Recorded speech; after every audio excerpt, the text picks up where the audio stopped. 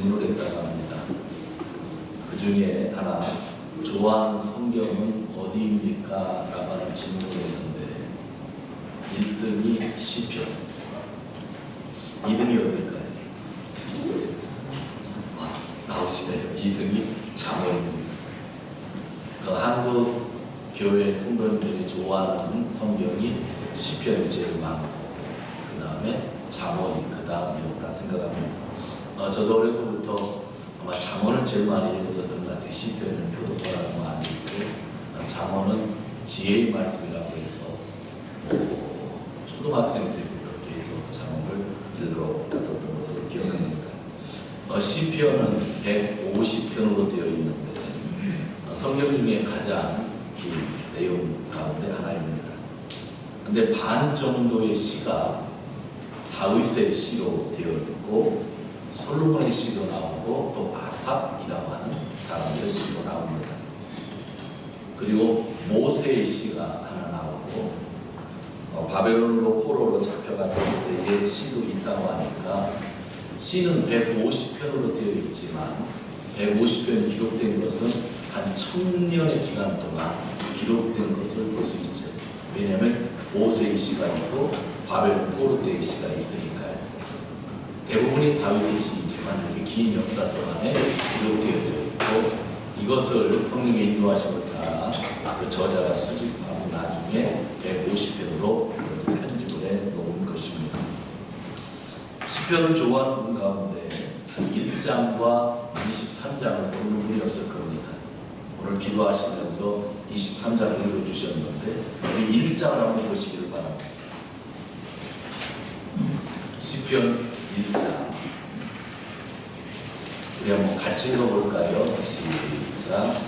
복 있는 사람은 악인의 길을 쫓지 아니하며 죄인의 길에 서지 아니하며 오만하는 자의 자리에 앉지 아니하고 오직 여호와의 율법을 주구하여 그 율법을 주야로 묵상하는 자라. 저는 시냇가에 심은 나무가 시절을 쫓아 과실을 맺으며 그 잎사이가 마르지 아니하는 같으시니 그 행사가 다 형통하리로다. 악인은 그렇지 않으며 오직 바람에 나는 것과 같도다. 그러므로 악인이 심판을 견디지 못하며 죄인이 의인의 위에 들지 못할 거다. 내 죄인의 길은 여호와께서 인정하시나 악인의 길은 망하리로다. 아멘. 복 있는 사람을 이야기하면서 하나님 말씀을 늘 흥얼거리고 사는 사람이 복이 있다. 그렇게 이야기를 하고 있고 또 시편 23편은 여호와는 나의 목자시니 하면서 주님을 찬양하고 있는 찬양입니다. 119편을 한번 펴보시길 바랍니다. 시편 중에 가장 긴 편인데요. 읽어도 끝이 안 나는 것이 119편입니다. 119편 우리 9절 한번 읽도록 합니다. 시작. 청년이 무엇으로 행실을 깨끗게 하는가 주의 말씀을 따라 상갈 것이니라. 아멘. 이 자리에 청년들이 있는데 청년이 무엇으로 여러분의 행실을 깨끗게 할 수 있습니까? 주의 말씀을 따라 사는 것뿐입니다. 그렇게 되어 있고요. 172절을 한번 보시기 바랍니다. 119편의 172절 같이 읽습니다. 주의 모든 계명이 의로우고 내 혀가 주의 말씀을 노래하시니라. 하나님을 찬양하는데 내 혀가 뭐를 지금 노래한다고 하는 거예요? 주님의 말씀. 그러니까 시편 1장을 보던 119편을 보던 찬양을 하는데 주님의 말씀을 찬양하기도 하고 또 주님을 찬양하기도 하죠. 하나님이 말씀이시잖아요.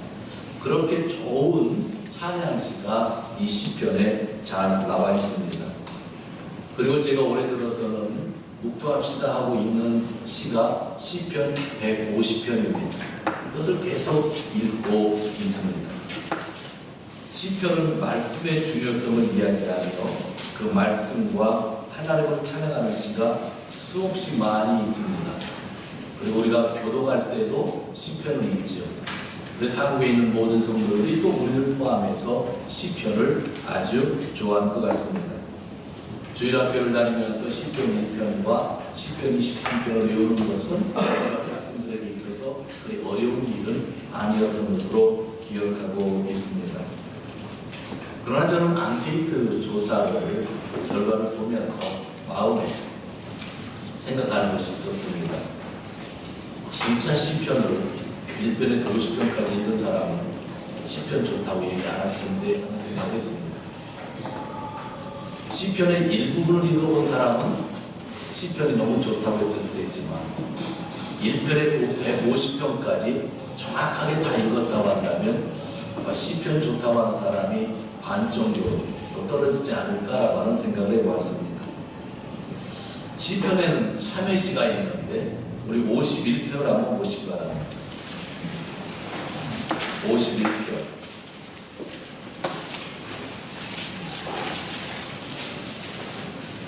제목이 이렇게 나옵니다. 51편. 다윗의 시, 명장으로 한 노래.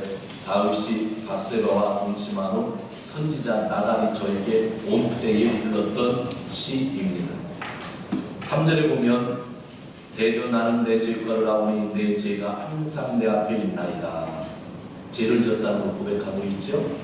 그러면서 죄를 짐으로 인하여 그가 제일 고민했던 것이 11절. 나를 주 앞에서 쫓아내지 마시고 주의 성령을 내게서 거두지 마소서. 참 못된 짓을 했죠. 못된 짓을 하고 난 다음에 나단 선지자가 와서 지적하니까 그 자리에서 참회를 하면서 또 어떤 노래를 부르는 거에 나에게서 죄가 있고 성령을 거두지 말라고 하는 그러한 기도를 합니다. 시편에는 이렇게 고백의 시, 회개의 시, 즉 참회의 시가 종종 있습니다. 그런데 시편을 읽다 보면 우리의 눈을 의심하는, 우리의 귀를 의심하는 구절들도 많이 나오는데 복수의 시들이 종종 나온다고 하는 겁니다. 55편 옆을 보시기 바랍니다. 55편인데 이 55편은 친구에게 배신당하고 쓴 시입니다.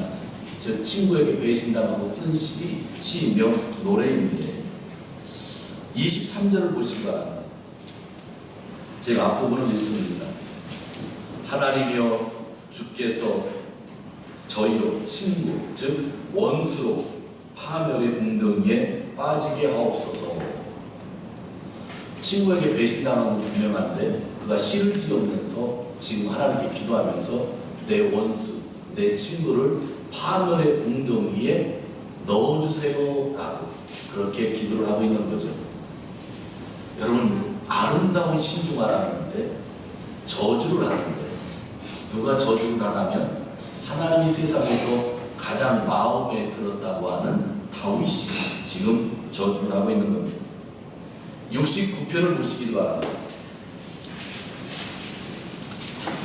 제가 몇 가지만 찾을게요. 69편에 28절입니다. 69편에 28절 같이 읽습니다. 저희를 생명책에서 도말하사 의인과 함께 기록되게 하소서. 생명책에서 도말하사 좀 쉽게 제가 설명할게요. 어떤 사람한테 워낙 많은 일이 있었나 봐요. 그런데 기도하면서 저 사람 지옥 가게 해주세요. 그렇게 기도합니다. 누가 이렇게 기도했다고요? 다윗이. 누가 시편을 아름답다고 얘기했는지 제가 이해를 못하고 있어요. 좀 더 심한 것은 한 군데만 더 찾아볼게요. 109편입니다. 109편은 저주 중에 저주시라고 합니다. 109편을 다 읽기 힘들고 7절부터 15절까지 109편의 7절에서 15절 제가 읽겠습니다. 저가 판단을 받을 때에 죄를 지고 나오게 하시며 그 기도가 죄로 변케 하시며 그의 생명을 단축케 하시며 그의 직분을 타인이 취하게 하시고 그의 자녀는 고아가 되게 하시고 그 아내는 과부가 되게 하시며 그 자녀는 떠돌이 되며 구걸하게 하시고 그 황폐한 집을 떠나 빌어먹게 하시고 고리대고 많은 자로서 저의 소유를 다 취하게 하시고 저가 수고하는 것을 다 탈취케 하시고 저에게 은혜를 계속할 자가 없게 하시며 그 고아를 연륜 불쌍히 여기는 자가 없게 하시고 그 후세가 끊어지게 하시고 그 후대의 이름이 끊어지게 하소서. 그 여호와는 그 열조의 제약을 기억하시며 그 어미의 죄를 도말하지 마시고 그 제약을 항상 요 앞에 있게 하시며 저의 기념을 저의 삶을 땅에서 끊어지게 하소서. 여러분 시편 읽으실 때 이 부분을 어떻게 해결하셨어요? 세상에. 여러분 살다가 이런 저주 안 해보셨죠? 저도 이런 저주 해본 적 없어요. 화가 나고. 근데 다윗은요 이런 저주를 하나님 앞에서 한 거예요. 시편이 참 인기가 좋다고 하는데 이것을 읽고 나면 시편을 저는 다시 한번 더 읽고 싶은 마음이 예전에 없었습니다. 시편을 통하여 수많은 찬송가가 만들어지고 우리가 암송하는 구절 가운데는 시편의 것이 많이 있고 그런데 이 시편에는 입에 담지 못할 분노가 저주가 있었다고 하는 것입니다. 그리고 일반적으로 내용을 잘 조사해 보면 탄식하는 내용이 시편의 3분의 1 이상이 됩니다. 하나님을 찬양하는 시도 있지만 탄식하는 것이 3분의 1 이상이 되고 있습니다. 그런데 왜 하나님은 이 모든 것을 시편에 두셨을까요? 오늘 설교에 있어서 이것이 가장 중요한 내용입니다. 저는 시편이 인간의 마음을 가장 잘 표현한다고 그렇게 생각합니다. 시편에는 찬양이 나옵니다.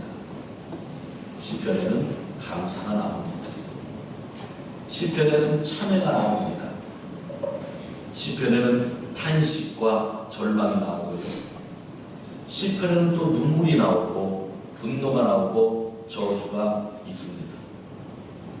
그래서 성경 가운데 인간에게 가장 정직한 것이 시편이기도 합니다.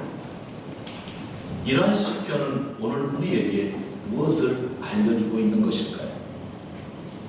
그것은 하나님은 찬양과 감사, 간구와 기도, 상처받은 영혼, 눈물 등 모든 것을 들어주시는 분이라는 것을 시편을 통해서 알려주고 있는 것입니다.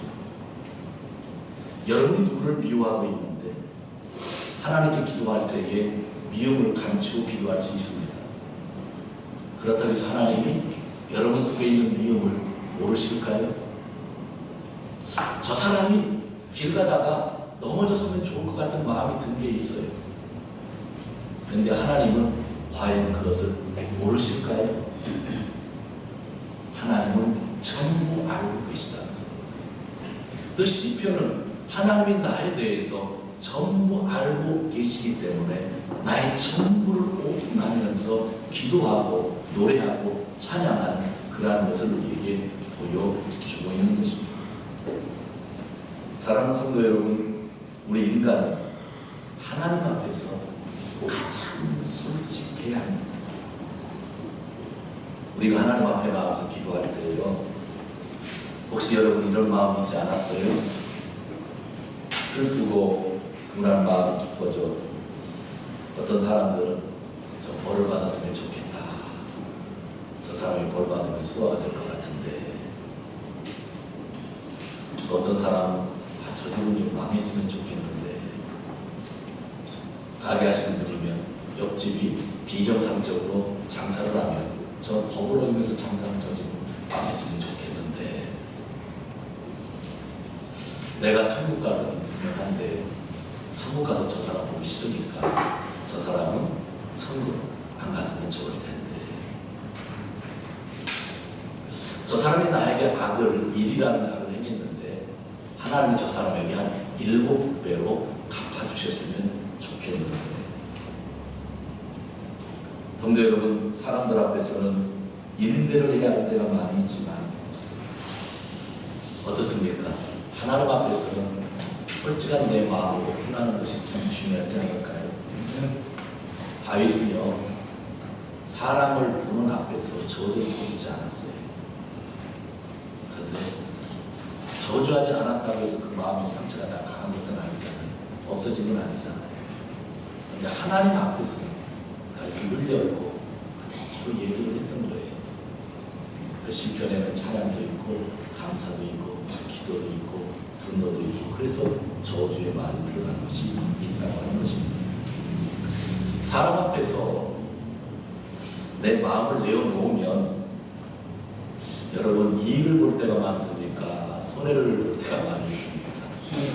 손해 되게 많이 보시죠.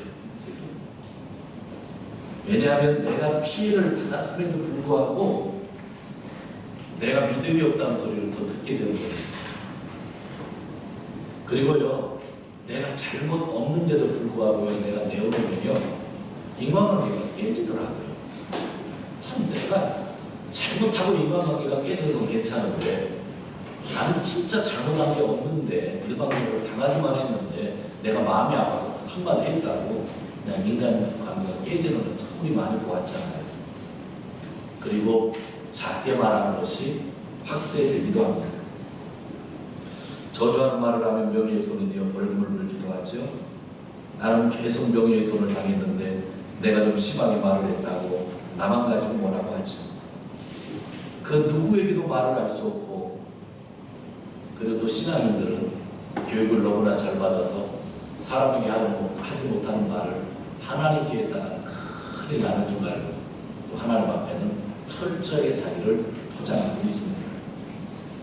그런데 성도 여러분이 포장지를 10겹 산다고 해서 여러분 마음에 있는 것을 하나님이 모르실까요? 100% 알고 계셔요. 그런데요, 100%가 아니라 더 잘 알고 계시는 거예요. 여기는 배명덕은 내가 나를 만든 게 아니에요. 누가 나를 만들었어요? 하나님이 나를 만드셨으니 나에 대해서 내가 잘 알겠어요? 하나님이 잘 아시겠어요? 하나님이 더 잘 아시는 거예요. 사람들에게 숨기고 싶은 것, 비록 더러운 것이 할지라도 하나님 앞에 기도할 때는요, 내놓을 수 있는 용기가 필요하지 않을까요? 여러분들이 하나님 앞에 저주하라고 제가 가르치는 게 아니에요. 여러분 마음에 있는 것을 하나님 앞에서는 오픈할 수 있는 거예요. 아내에게 오픈할 수 없고, 남편에게 오픈할 수 없고. 근데 남자분들 자기 아내에게 좀 오픈 않잖아요. 여러분의 자녀 그 아내 집사님 있을 때부터 좋았는데 그렇죠? 없으면 대답을 하셨죠. 이러지 마세요. 또 여러분의 자녀들이 부모에게 좀 오픈 못하잖아요. 부모도요, 자녀에게 오픈 못해요. 왜냐면 여러분들이 오픈하면 여러분 자녀가 다 떠나요. 우리 아버지가 저렇게 나쁜 짓 하고 살았나 그냥 놀라게 되는 거예요. 사람에게 내어놓으면 관계에 문제가 생겨, 또 어느 때는 내어놓으면 교회에게도 어려움이 생길 수도 있죠. 그런데 하나님 앞에는 여러분 내어놓아도 되지 않을까요? 다 알고 계신데 왜 이렇게 끙끙 알고 계세요? 여러분 위하고 있는 사람 하나님 다 알고 계신데 뭐 하나님 앞에 내놓았다고 하나님 벌 주실 것 같아요? 이미 내 마음이 그런 마음이 있는데 하나님 내가 주십사님을 미워합니다 했다고 해서 하나님 나를 벌 줄 것 같아요? 제가 좋아요. 걱정하지 마세요. 그런 말이라는 거죠. 여러분이 내어놓지 않아도 내어놓아도 하나님 편에서는 변하는 것이 없죠. 그러나 내어놓으면 내 편에서는 변하는 것이 있어요.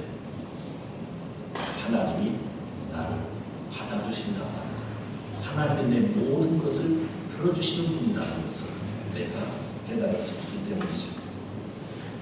그래서 오늘 시편 150편을 전부 설교한다면 3년을 설교해야 되겠지만 다 한 번의 설교로서 여러분에게 가장 중요한 것을 전달하고 싶은데, 시편은 하나님 앞에 모든 것을 내어놓으라고 하는 메시지입니다.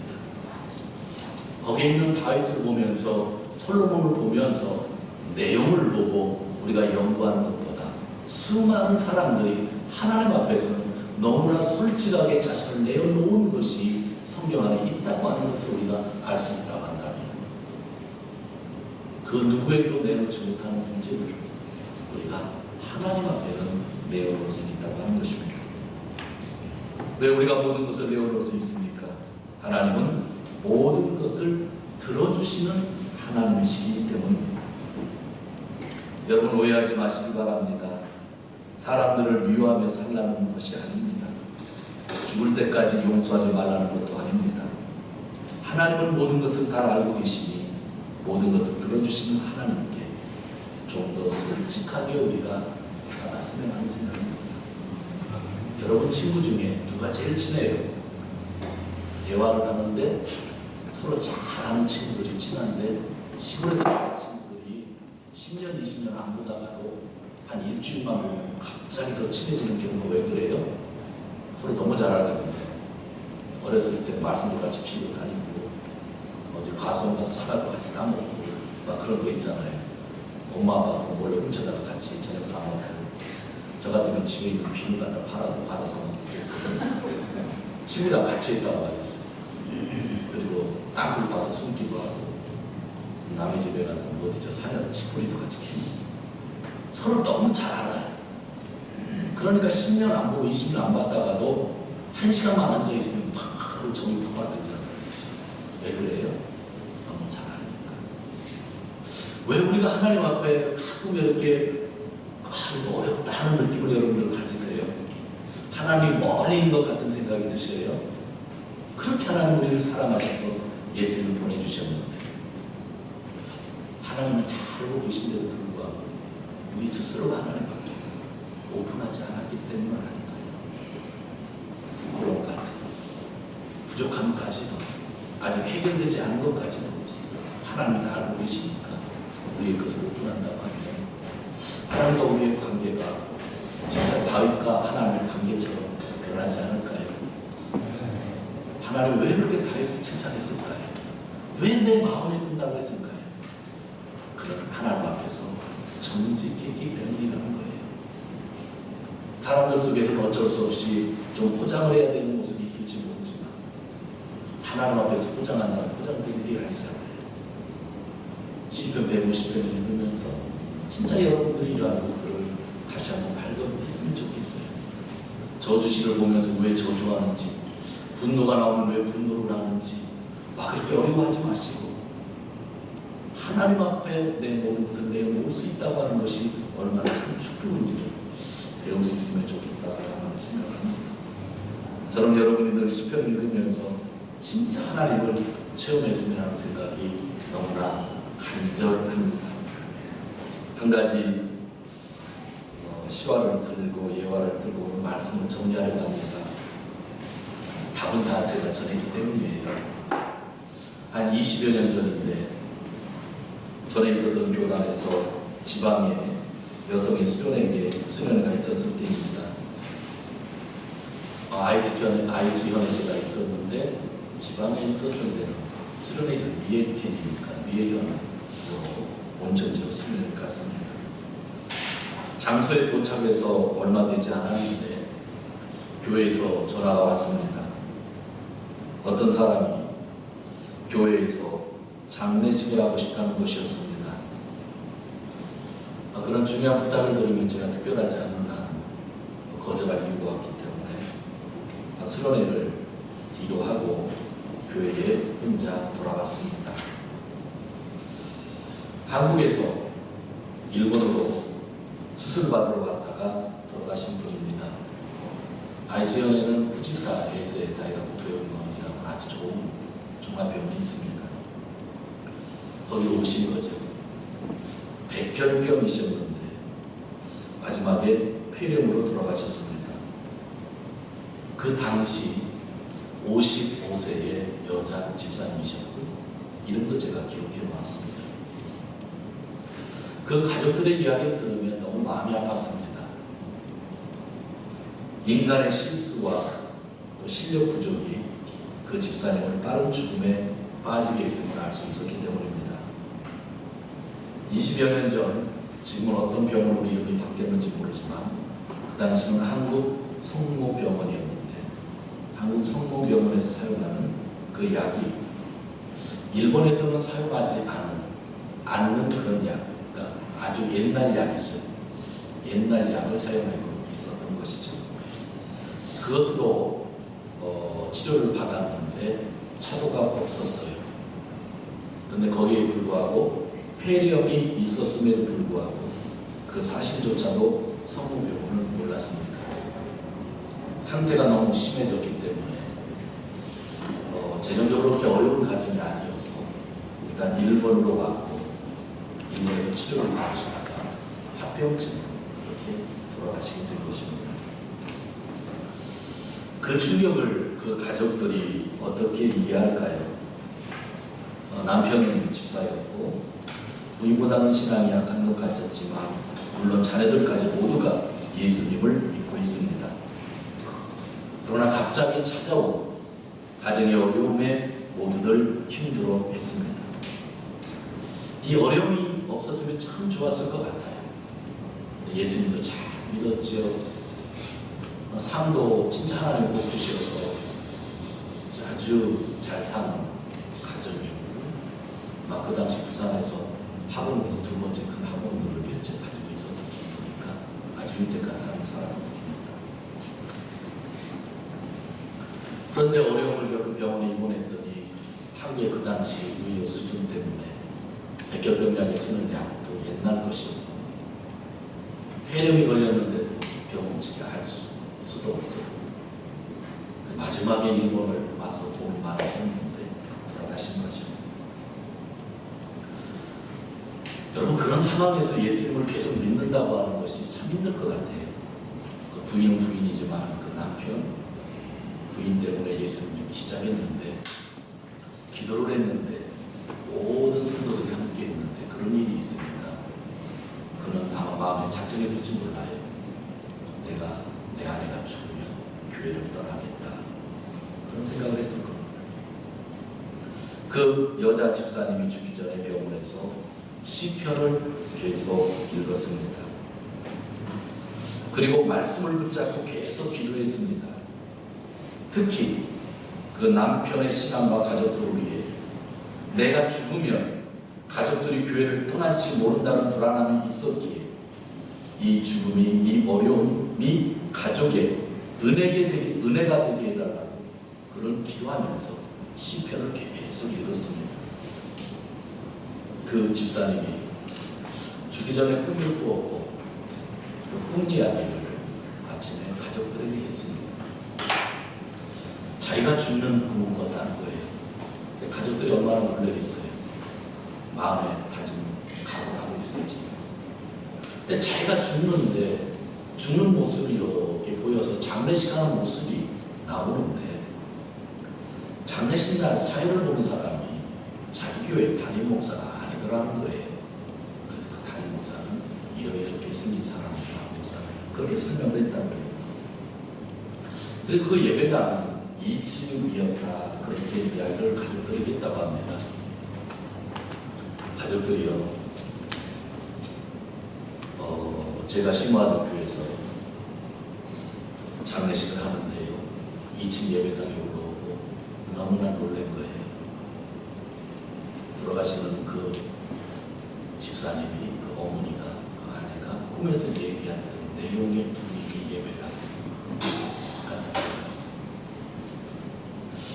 하나님이 위로를 가족들에게 해주신 것 같아요. 병원에서 그 집사님이 쓰던 일기장을 막내딸이 가져왔기에 제가 읽어보았습니다.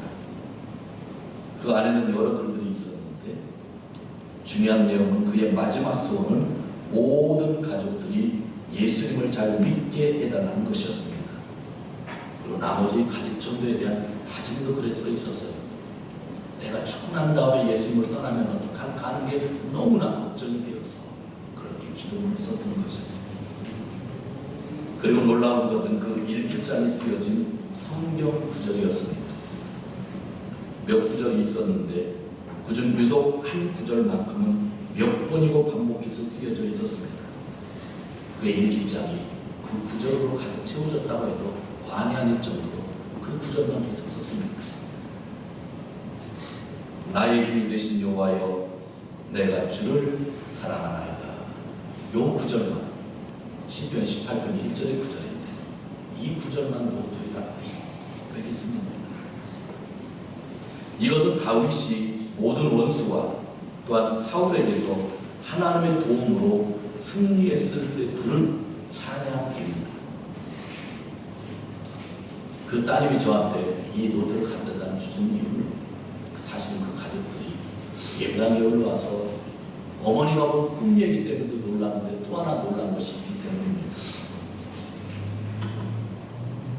왜냐하면 예배당 양쪽에 액자로서 성경 구절을 걸어놨는데 왼쪽에 있는 구절이 나의 힘이 되신 여호와여 내가 주를 사랑하나이다 라는 구절이 늘 걸려 있었기 때문입니다.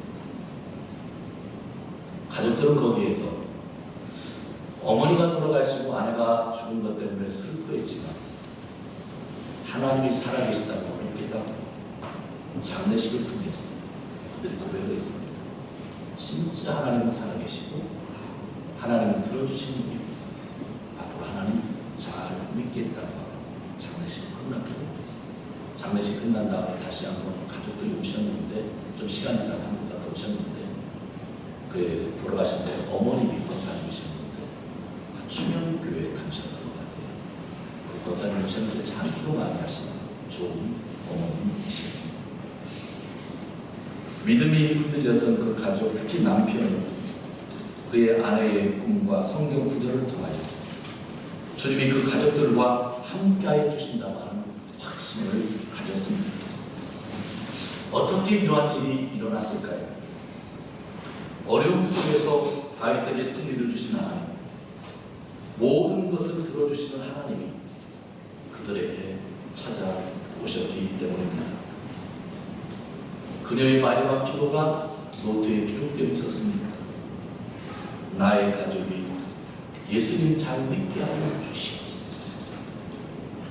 먼저 죽으며 억울한 것이 참 많았을 것 같습니다. 분명 원망이 나오는 상황일 겁니다. 가족이 열심히 일해서 벌어놓은 돈을 하나도 쓰지 못하고 가는 겁니다. 병원을 잘못 만나 일찍 죽어가는 상황입니다.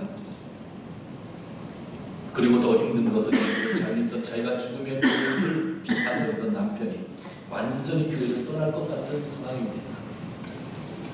그는 아픔 속에서 시편을 읽으면서 자기의 모든 아픔을 하나님께 내어놓으면서 기도를 하며 나의 가족이 예수 잘 믿게 해달라고 했고 너무나 자기에게 있는 힘이 없기 때문에 병 속에서 어떤 힘이 남아있겠어요? 나의 힘이 되신 분과 내가 주를 사랑합니다. 너도 빽빽이 썼는데 너도 가족들은 이해가 되지 못했는데 장례식 하며 예배당에 들어오니 왼쪽에 그 구절이 걸려있는 겁니다. 하나님은 그 가족에게 살아계심을 드러내시고 그 가족을 신앙 안에서 크게 쓰임받도록 하셨던 것입니다. 사랑하는 성도 여러분, 하나님은 들어주시는 하나님이십니다. 그러기에 무엇이든지 주님 앞으로 가지고 오시길 바라고 있습니다. 하나님은 우리의 모든 것을 들어주시는 분이신데 왜 우리는 하나님 앞에 오픈하지 않고 사람들을 찾아다니고 있는 것이 먼저 사람들을 만나기 전에 먼저 사람들에게 부탁을 하기 전에 먼저 사람들에게 협력 관계를 갖기 전에 나의 모든 아픔을 먼저 하나님께 오픈하면 어떨까요? 시편 어디까지 오픈해도 되는지를 보여주고 있는 말씀입니다. 여기까지 오픈해도 될까 하는 내용이잖아요. 하나님은 거기까지라도 내 마음에 있는 것이라면 내가 다 알고 있는 것이니까 나한테 오픈해봐라 그렇게 말씀하고 있는 겁니다. 시편을 통하여 우리는 무엇을 배웁니까? 찬양을 합니다. 감사를 합니다. 참회를 합니다. 탄식을 합니다. 웃기도 하며 감격하기도 하며 슬퍼하기도 하며 눈물을 흘립니다. 분노를 하며 저주의 말을 풀어놓기도 합니다. 그러기에 그때 우리는 가장 정직하게 하나님 앞에 설 수 있습니다. 성도 여러분, 성경 가운데 나에게 가장 정직한 마음을 가질 수 있도록 해주는 것이 시편이 아닐까요? 다윗은 사울 왕에게, 어느 때는 그 아들 압살롬에게, 또한 백성들에게 배신을 당한 적이 한두 번이 아니었습니다. 그러나 그는 원수 사울 왕도 죽이지 않았습니다. 또 배신했던 백성들을 죽이지도 않았습니다. 그러나 사울에게 있어서 사울이 너무나 신앙이 좋아서 모든 것이 다 용서되어서 그렇게 한 것은 아닙니다. 사울을 죽이지는 않았지만 사람에 대한 믿음은 마음속 가득했던 것입니다. 그것이 그의 마음에는 늘 고통이었던 겁니다. 질서를 위하여 하나님이 세우신 질서를 무너뜨리지 않으려는 신앙의 노력으로 인내는 해였지만 그 마음은 고통으로 가득 차 있었던 겁니다. 사람 앞에 풀어놓을 수가 없었습니다.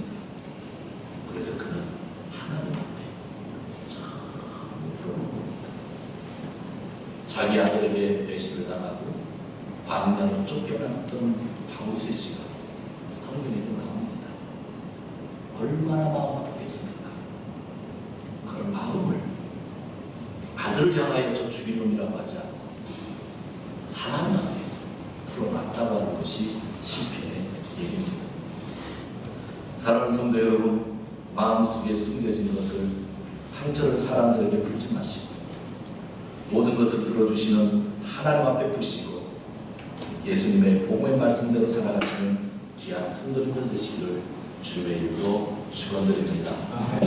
하나님은 모든 것을 들어주시는 하나님이십니다. 오늘은 시편 40편을 제가 읽었는데 전부를 설교하기 때문에 내용을 이야기 안 하지만 17절의 말씀을 제가 읽겠습니다. 한번 들어주시기 바랍니다. 나는 불쌍하고 가난하지만 주님 나를 생각하여 주십시오. 주님은 나를 돕는 분이시요 나를 건지시는 분이시니 나의 하나님 지체하지 말아 주십시오. 아멘. 오늘 이 시간 시편 40편 찬양을 함께 부르고 기도하도록 합니다.